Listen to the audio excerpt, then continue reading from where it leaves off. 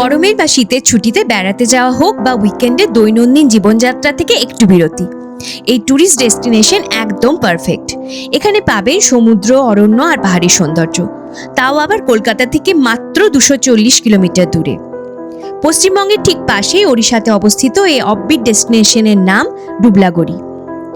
ওড়িশার বালাসোর থেকে 35 কিলোমিটার দূরে অবস্থিত এই স্থানে আছে নিরিবিলি নির্জন সমুদ্র তট, সুবিশাল ঝাউবন, বালাসোরে অবস্থিত নীলগিরি পাহাড়, ব্লু লেকের নীল সৌন্দর্য আর প্রচুর সংখ্যক সুপ্রাচীন মন্দির।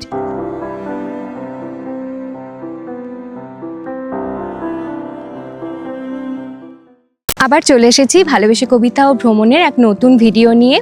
আমরা এখন আছি ডুবলাগড়িতে, ওড়িশার বালাসোরে অবস্থিত এক অপূর্ব সুন্দর সমুদ্র সৈকত। আর এই সমুদ্র সৈকতে আসার জন্য এই ঝাউবন পেরিয়ে আসতে হয়। তো এটা ঝাউয়ের এত সুন্দর একটা জঙ্গল যে এটা কিন্তু একটা নিজেই একটা ঘুরে দেখার মতো একটা সুন্দর জায়গা।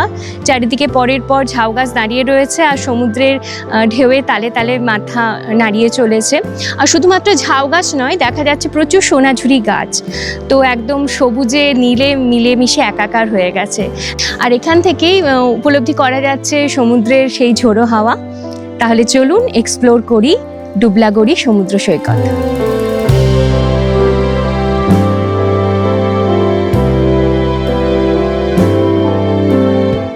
ডুবলাগড়ি পৌঁছে লাঞ্চ সেরে পা বাড়ালাম সমুদ্র সৈকতের উদ্দেশ্যে।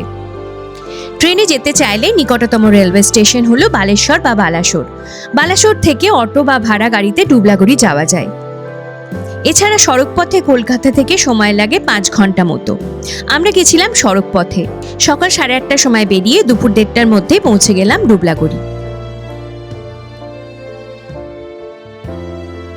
একবার গেলে বারবার ফিরে যেতে ইচ্ছে করে এই জায়গায়। কারণ একটাই, যখন চারপাশটা এত আর্টিফিশিয়াল, তখন এত সহজ সরল অনাড়ম্বর প্রকৃতির সান্নিধ্য পেতে কার না ভালো লাগে। আজ 15ই মে, আর অধিকাংশ স্কুলে গরমের ছুটি চলছে বা আজ থেকে গরমের ছুটি শুরু হবে। তো সেই গরমের মধ্যে দাঁড়িয়ে আমরা কিন্তু ডুবলাগড়ি এসেছি। আর এসে কিন্তু যে ভয় করছিলাম যে ভীষণ গরম হবে, বেরোনো যাবে না, তা কিন্তু নয়। এখন বেলা 4টে বাজে আর আমরা সমুদ্র সৈকতে দাঁড়িয়ে আছি। আর যে এত সুন্দর হাওয়া দিচ্ছে, আর এই সাদা বালুকা তট আর তার সাথে সমুদ্রের ঝোড়ো হাওয়া, সব কিছু মিলিয়ে কিন্তু গরম বোধ হচ্ছেই না। সত্যি মনে হচ্ছে না এলে কিন্তু মিস হয়ে যেত। তো গরম হোক ঠান্ডা হোক, এই ডুবলাগড়ি কিন্তু আপনি যে কোনো সময়ে আসতে পারেন। এই সমুদ্রের ঝোড়ো হাওয়া যখন সঙ্গে থাকবে আর থাকবে এই ঝাউবন, তখন কিন্তু এই আবহাওয়ার যে প্রতিকূল ভাব তা কিন্তু আপনি উপলব্ধি করতে পারবেন না। তো হাতে 2 দিন সময় থাকলে অবশ্যই ঘুরে যান ডুবলাগড়ি।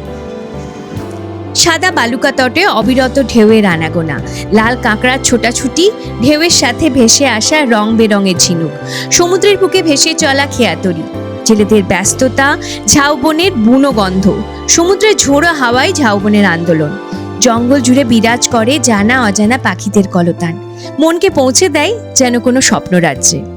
প্রায় 2 ঘন্টা কাটিয়ে দিলাম। 4টের সময় এসেছিলাম আর এখন 6টা বাজে। তো এই বিচ ছেড়ে যেতে ইচ্ছেই করছে না, তবে বিচে কিন্তু 7টার পরে থাকা অ্যালাউড নয়। আর যত বেলা পড়ে যাচ্ছে আর আলো কমে আসছে, এই গর্ত থেকে একে একে লাল কাঁকড়া এসে এই সাদা সৈকতকে লাল কার্পেটের মতো বিছিয়ে দিচ্ছে। সন্ধ্যের আধার ঘনিয়ে আসতেই ফিরে এলাম রিসর্টে। ডুবলাগড়িতে আমরা ছিলাম বাবলস অফ লাক্সারি ইকো রিসর্টে। ঝাউবন লাগোয়া কয়েকটি ইকো রিসর্ট রয়েছে এখানে। বাবলস অফ লাক্সারি একটি ভীষণ সুন্দর ইকো রিসর্ট। এখানে 3 রকমের থাকার ব্যবস্থা রয়েছে আর সবগুলি দেখতে টেন্টের মতো। ব্রেকফাস্ট, লাঞ্চ, ইভিনিং স্ন্যাক্স আর ডিনার মিলিয়ে মাথাপিছু 1300, 2000 আর 2300 টাকায় থাকার ব্যবস্থা রয়েছে। আমরা যে টেন্টে ছিলাম তাতে আমাদের প্রতিদিন মাথাপিছু 2000 টাকা খরচ পড়েছে।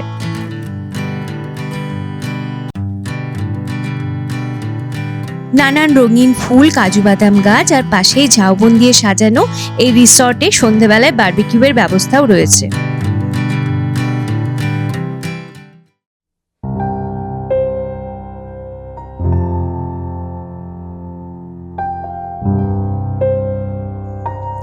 সকাল হতেই পৌঁছে যায় সৈকতে, তবে ঘুম থেকে উঠতে দেরি হয়ে গেছিল, তাই সূর্যোদয় দেখা হয়নি।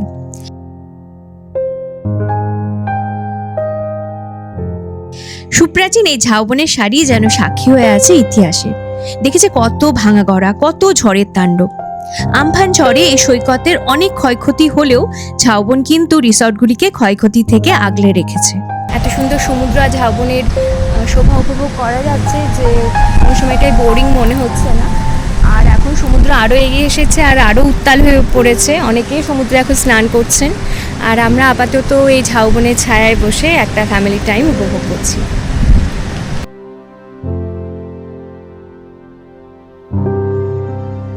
রোদের মধ্যে সৈকতে যেতে না চাইলে ঝাউবনে বসেই সময় কেটে যায়। পাখির কলকাকলি আর সমুদ্রের গর্জন এক অদ্ভুত মাদকতা সৃষ্টি করে। ঝাউবনে বসে থাকার জন্য অনেকগুলি বেঞ্চ রয়েছে, কিন্তু সমুদ্রের আকর্ষণ এতটাই তীব্র যে বারবার ছুটে যায় সমুদ্র সৈকতে। সাদা বালিতে স্নাত হয়ে ঝোড়ো বাতাসে খুলে যায় মনের সব বাঁধন। হতবাক হয়ে দেখি জোয়ারের পরে সমুদ্র তটে পড়ে থাকা মুঠো মুঠো রঙিন ঝিনুক, পা জড়িয়ে যায় নরম বালিতে আটকে থাকা শৈবালে। অনাদর আর অবহেলার মধ্যেও কেমনভাবে নিজেদের সমৃদ্ধ করে রেখেছে প্রকৃতির বৈচিত্র্যতা। জলরাশির বিপুলতা, আকাশের উদারতা আর সাদা বালুকাতর যেন শেখায় আবার ভাবতে, আবার স্বপ্ন দেখতে আর আবার এগিয়ে যেতে, সবকিছুকে পেছনে ফেলে।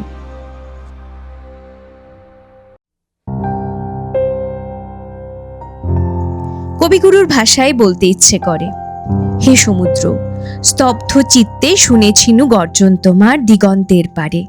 তব লক্ষ লক্ষ উর্মি নিরন্তর আছাড়িছে মাথা নীল পাড়াবারে। নীরব আকাশ তলে উদাসী বাতাসে শোনা যায় ক্রন্দনের ভাষা। তৃষিতের হাহাকার, অন্তহীন অনন্তের আশা।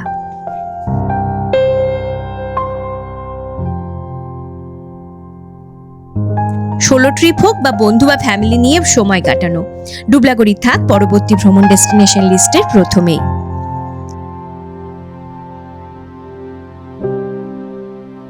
এই সমুদ্র সৈকত থেকে সূর্যোদয় আর সূর্যাস্তের অসাধারণ ভিউ পাওয়া যায়। ঝাউবনের মাথায় গিয়ে সূর্যদেব যখন লুকিয়ে পড়ে, তখন এক মায়াময় রক্তিম সৌন্দর্যে ডুবে যায় আদিগন্ত পারাপার। সময়ের চাকার গতি যেন থেমে যায় প্রকৃতির এই অনাবিল সৌন্দর্যের মৌতাতে। ডুবলাগড়িতে আমাদের সাইট সিন নিয়ে দেখা হবে নেক্সট ভিডিওতে। আমাদের ভিডিও কেমন লাগলো অবশ্যই জানাবেন কিন্তু। আমাদের ভিডিও ভালো লাগলে অবশ্যই লাইক, শেয়ার আর সাবস্ক্রাইব করুন আমাদের চ্যানেল ভালোবেসে কবিতা ও ভ্রমণ। সাথে থাকুন, পাশে থাকুন এভাবেই। অনেক ধন্যবাদ।